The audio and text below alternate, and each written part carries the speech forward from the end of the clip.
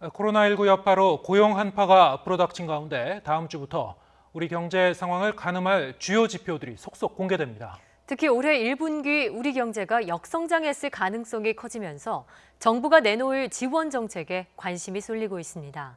보도에 김태민 기자입니다.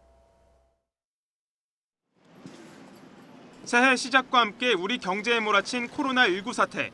그 충격의 정도를 확인시켜줄 주요 경제 지표가 속속 공개됩니다.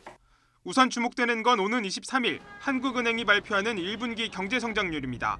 생산 차질과 소비 침체 여파로 마이너스 성장률을 기록할 거란 관측이 우세합니다. 1, 4분기에 이 충격이 좀 상당 부분 집중될 것으로 예상하기 때문에 1, 4분기의 마이너스 성장 그 가능성도 저희들은 가능성이 있다고 봅니다.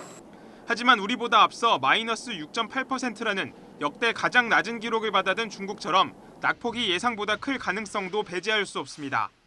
이번 달 1일부터 20일까지의 수출 실적도 안심할 수 없는 상황입니다. 전 세계 주요국에서 코로나19 감염이 확산하면서 앞서 10일까지의 수출 실적이 19%나 크게 감소했기 때문입니다. SK하이닉스, 현대차, 포스코 등 주요 대기업들이 발표할 1분기 실적도 이런 영향에서 벗어나긴 쉽지 않을 전망입니다. 지금 세계 각국이 코로나 사태로 인해서 어떤 경제 활동이 상당히 위축되고 있습니다.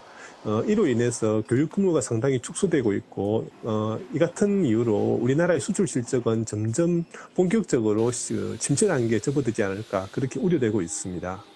이에 따라 정부도 서둘러 대책 마련에 나섰습니다.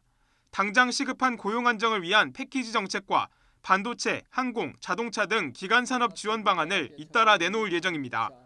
코로나 사태로 인한 수출 절벽과 마이너스 성장률이 현실로 다가오는 가운데 그 충격을 최소화하려는 움직임이 성과를 거둘지 주목됩니다. YTN 김태민입니다.